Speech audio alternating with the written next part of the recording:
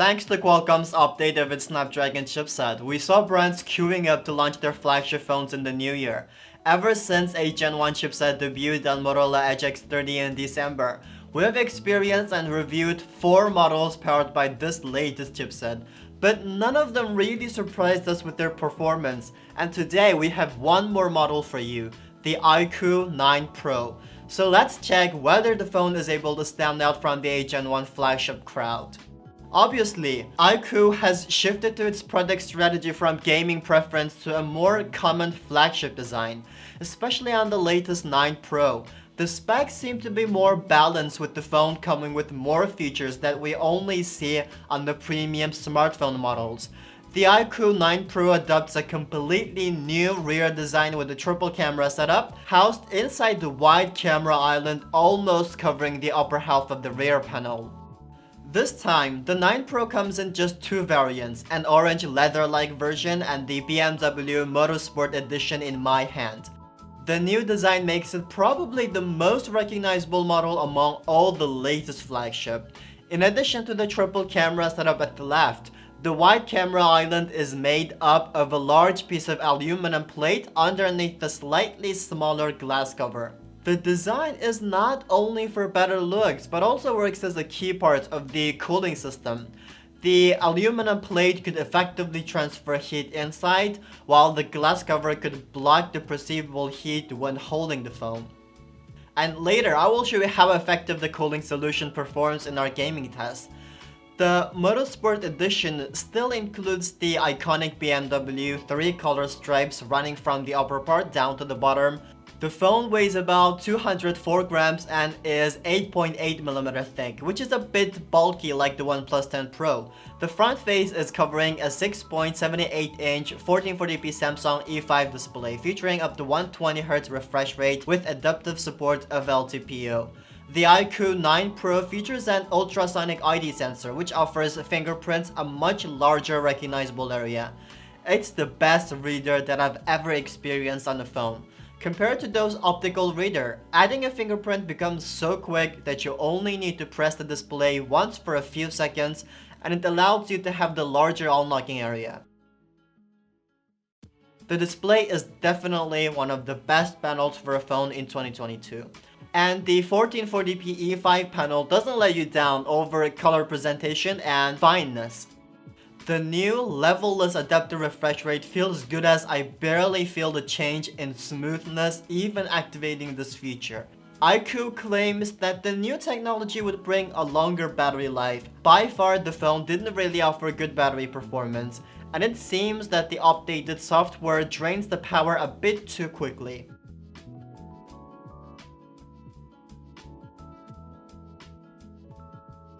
However, I still want to talk about the Origin OS Ocean, which is probably the most special mobile OS based on the Android platform.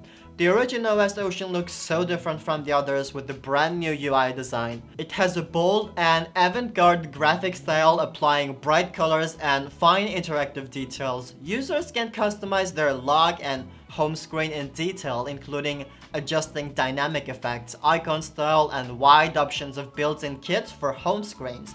But to be honest, it's hard to say whether these fancy features improve efficiency in use, since it can get complicated for fresh users, and especially, this customized OS is mainly optimized for Chinese users right now. There are still some minor issues with the system language that are not perfectly adapted. But good news is that the OS for China version has wide support for system languages beyond Chinese and English. Another strange point of the new system is that I cannot find updated options for most built-in apps in the official App Store. I have to enter each app setting to check whether there is an updated version available. Anyway, apart from the features shared by Android 12, the overall design of the new OS is fresh and innovative, which makes me still excited to see how it will perform when coming on a global market.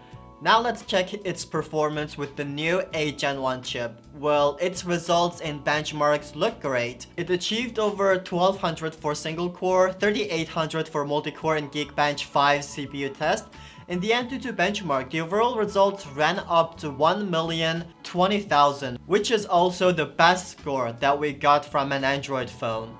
In 3D Mark, it achieved in the 9800 range in the wildlife graphic test, which is also close to the best result we tested at 20 degrees Celsius.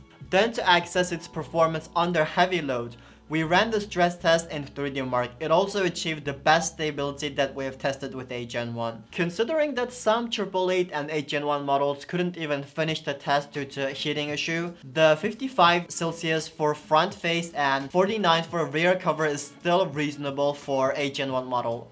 And it's also likely to be the highest temperature that we can access on the phone. Even in our gaming test, we never recorded such a high temperature on the phone. This likely means that the benchmark should be in the phone's performance whitelist. In PUBG Mobile, the iQOO 9 Pro's frame rate could stay extremely stable at 60 frames per second, while for 30-minute gaming in Genshin Impact, the average frame rate of 54.4 is also the best result that we got on all 8 Gen 1 models. Though the phone got throttled down a bit after first 5 minutes, good news is that the phone shows pretty good cooling effect and suppresses the max temperature to below 46 and 42 degrees at the front and the back respectively. Then we ran another game, Nemean Legends, under its highest graphics at 2K resolution, which probably is the heaviest game that we can play on mobile phone. After the first 5 minutes, the performance got throttled down more and the frame rate remained at 40.3 frames per second, which is not so impressive compared to what we tested in Genshin Impact, but the result is almost the same as what we tested on OnePlus 10 Pro and Xiaomi 12 Pro. And the thermal performance is still good with the max temperature at below 46 degrees. By far, iQOO is the only brand that uses an independent display chip to bring a smoother game experience with high frame rate and low power consumption. In supported games, it can access up to 120 frames per second or 90 frames per second frame rate through frame interpolation, ignoring in-game frame rate limits. It sounds great, right? Well, unfortunately, I'm sorry to tell you that it doesn't work outside of China at this point. Because by far, it only supports 16 games, and all of them are China versions. Although we saw the Genshin Impact in the supported list, there's still no trigger to activate the frame rate interpolation in the international version of Genshin Impact that we downloaded from the Google Play Store. It is disappointing, though we still want to show you how it works in supported games. For example, in the Chinese version of Genshin Impact, before entering the game, you have to switch the display resolution to the 1080p option since it doesn't support 1440p display resolution. There are two models in frame interpolation. Either access the 120 frame per second gaming experience with the frame rate boost option on, or play the game at 90 frames per second with the optimized power consumption mode. With support of the display chip, it only requires GPU to render 60 frames per second to have the 120 frames per second gaming, and render 45 frames per second to have the 90 frames per second gaming. At the same time, the interpolation modes would slightly increase the operational delay. Anyway, I really enjoy playing Genshin Impact at such high frame rate, but all we can do is wait for the brand open the feature to more games and especially the global market. So hey iQOO, you have to do something, right?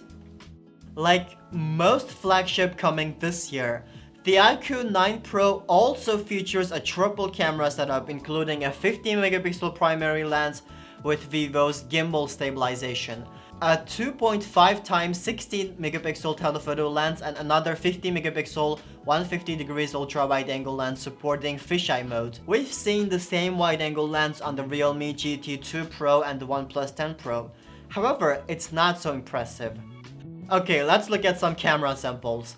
Under good lighting conditions, the sample shot on the 3 cams looks good with bright colors and natural aperture.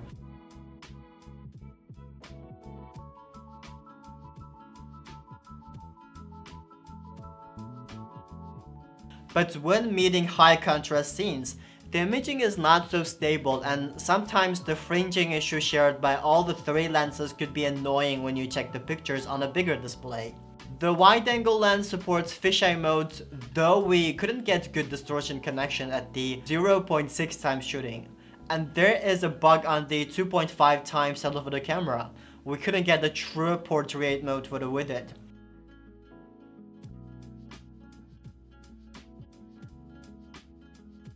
When it comes to the night scene, the samples shot on the 3 cameras look a bit dull and lack detail, especially for the wide-angle lens. The night samples even couldn't capture red colors correctly.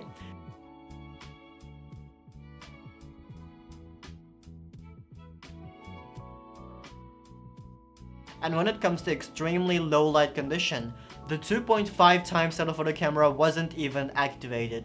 Instead, all the zoom pictures were shot on the main lens. The most impressive feature of the phone's cameras is the gimbal stabilization technology. It still offers the best stability for mobile phones, similar to what we saw on the Vivo X60 and X70 series. Anyway, I think iQOO still need to do a lot more work on fixing their camera software. I believe the phone can do much better than what we have here. The phone could be fully charged within 20 minutes with the included 120-watt charger, and it also supports 50-watt wireless charging with 10 watts reverse wireless charging. While its battery life is not as impressive as the charging solution, the latest software probably is the reason behind this.